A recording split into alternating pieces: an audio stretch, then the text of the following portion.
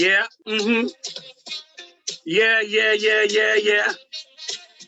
Welcome to the Eglinton West Pop-Up Podcast. I'm Clifton Joseph, and with my trusted partner here always, Michael Solomon, to my left, taking care of business, basketball legend. Michael, the Raptors lost, continuing their woes, 122 to 113 to the much improved Chicago Bulls, who've been in the basement of the Eastern Conference for years, basically since Michael Jordan and Scottie Pippen, tell you the truth. Yeah, that's right. And Chicago still maintains number 10 in the rankings in the East. The Raptors are now 3 games behind them. The 7 to 10 is the play-in thing that the NBA have come up with, where that 7 to 10, 7 plays 8, 8 plays 9, 7 goes on if they win it. 8 plays the winner between 9 and 10. Sorry. And that's where the Raptors are 3 games outside of that right now. Michael, 110, a historic night for your boy Chris Boucher.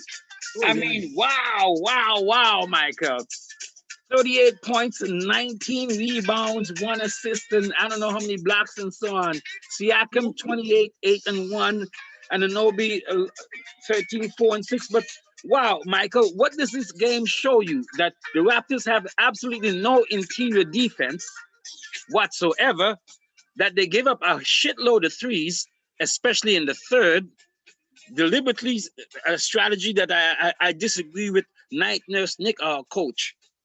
And we have no interior defense. Of course, we're without Lowry. We're without Fred VanVleet. We're without Bembry, who got the 1 game suspension from the fracas there recently with LA. Michael, what was this game for you in terms of what the flaws of the Raptors, and what was the game for you in terms of what you saw, especially with Boucher's historic night of 38 and 19? You know, Boucher has a lot of heart. He's going to play hard regardless of the score, right? Every team needs a man like that. It looked like we need to find players to surround Boucher on the Raptors. The Mag, I mean, he had what, 7 offensive rebounds, or 8? Was it 8 and 10? No. Your guess is as good as mine. But move on. Man, he was awesome. He was amazing. Absolutely. He can clean up how many misses he got from other people and so on. He's right there. He's got court sense. He can hit the threes. He mentioned he hit a couple. I saw him ball handle a couple, not ball handle, but I saw him do. Did he do a behind the back at one point? Yeah, he does what he needs to do to get where he needs to go. Yeah, that's it. So, Michael, I don't know about you. I'm not looking for the Raptors to win any games after this. I don't believe in the tank, but I'm telling you, if you can get number 7, there's a lot of people been projecting. If we are continuing on the trajectory we are at right now, I don't mind that. The Raptors acquired recently center from the G League, Freddie Gillespie. 6'9", 245 pounds, big guy. I like what I see from the clips that I checked on the internet. And rumored to the Raptors to acquire Kim Bench, the Canadian, that the fire sale goes on in Orlando. Kim Bench, the center, who now they've got 2 young centers they want to play, and they put them on waivers. So the Raptors, there's a complicated process where New York, Indiana, and who else can maybe take him if they want him, right? Okay, they have first dibs. Yes. After that, though, he apparently would prefer to play with the Raptors. Of course, he has a relationship with Coach Night Nurse Nick on the Canadian team of 2019 that Nick Nurse coached. So, but let's talk about the game. Siakam, to me, for instance, I was mad at the dude, then not mad at him. Then I was mad at him, then I was not mad at him. Because sometimes he'd be so reckless with abandon going in there in terms of 5. They pack the paint. there are 4 or 5 guys in there, practically the whole team from the Bulls, and he ain't passing the ball. But Mind you you, he realize scored some of the times. You realize that he is so comfortable in the crowd now, which is a real good thing. Because Yes, he's spinning like crazy and nobody can stop him. that's the that's the not mad part. But talk about That's the what I'm mad talking part. about. He's making it work. He's making it work. But you know, everybody and he's playing with guys he's not familiar with playing with. When you think about it, you know, he's playing different combinations out there on the floor all the time. He has to take control. I'm glad he's taking that control attitude. You know, I dig it. I dig it. some positive things are happening now. And with that too, I saw a number of times where he actually did pass the ball. Where what it is, there are times it seems like he says, you know what, I got to score. I'm going to score. Don't matter what you put at me. And hey, he's developed a hyper spin game to me. Tell the truth, he has a new spin to that. That spin has it's the hyper spin. It's a hyper because look, some of the shit he did tonight, Michael, it was an extra on that spin. How do you explain that? But he's very long. So when he spins and he takes that step and he stretches out, when he's supposed to be here, he's like 4 feet ahead of you. You can't stop him. And of course, he comes up with that. Yeah. You know that shout he has, that scream he has. Yeah, the give me a foul ref shout. Yes. Everybody does that now. I really like that though. I really like where he's going, and you're right that this bodes well for next year too in terms of him being what they expect Kawhi to be. You're a max guy. We expect you to play max. And of course, we had our last max guy was Kawhi Leonard, right? Yeah. Win the championship. So I can see the pressure on Siakam, and I'm not Siakam hater at all. I believe that he is an excellent player. He does well under the circumstances. He knows that he has to be a major scorer. We're losing how many points between Lowry and Fred VanVleet and Bambury? That's a big hole of you know what I'm saying? Woo.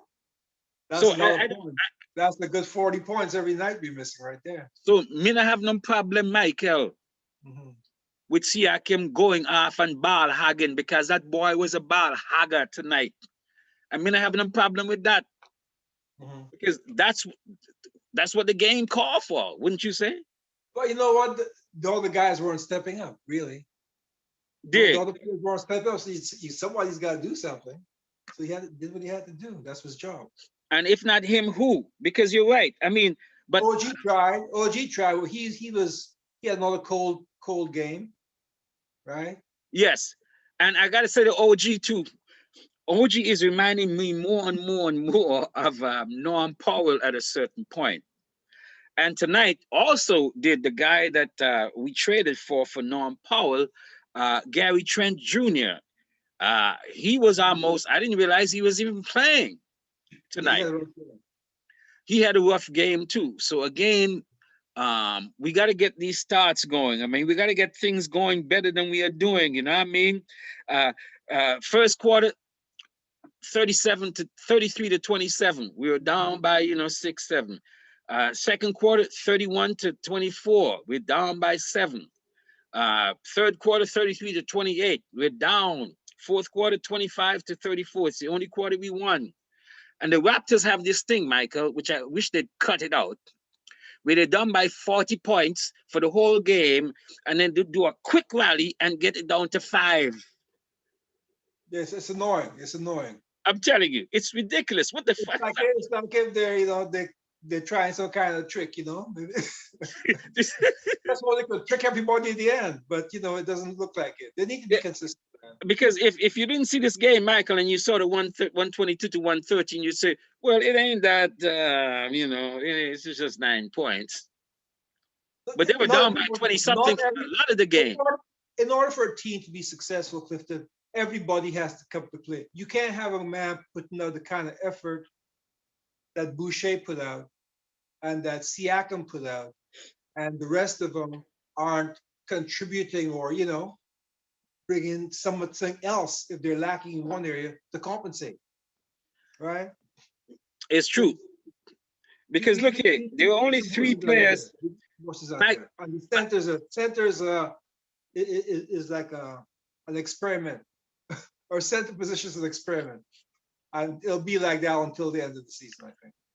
Well, maybe not though, because if we get Kem Birch and if we got this new brother, Freddie Gillespie, who's a center, 6'9" on the sides, but you know he's taller. He's taller. He's taller than Tucker. He's taller than Tucker. He's got to be tough. He's got to be tough. Yeah. Look here, Michael. Let's just go through double figures as one analytic optics, right?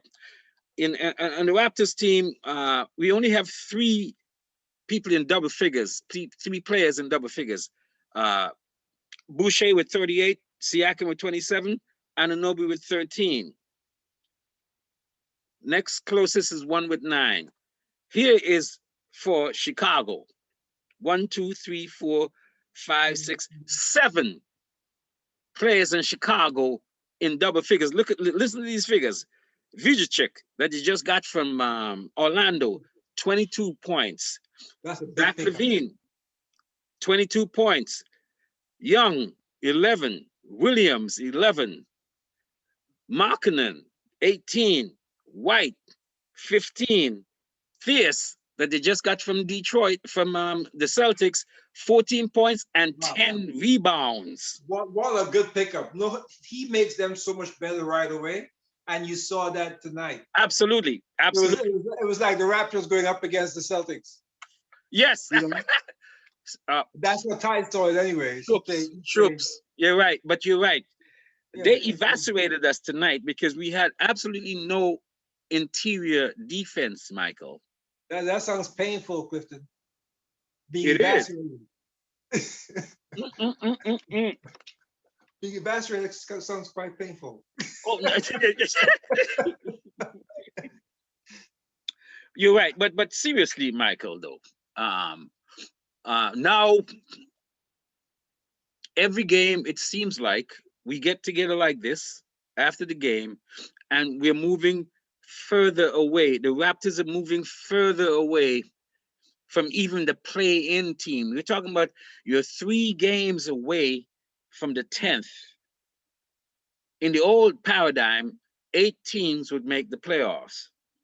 We're at 11, 3 away from 10, trying to say we're going to play to get in. I think the Raptors are going to hold out Lowry and Van Vliet for a while longer, so that we get maybe 4 or more accumulated losses. I think that they're tanking without wanting to acknowledge it.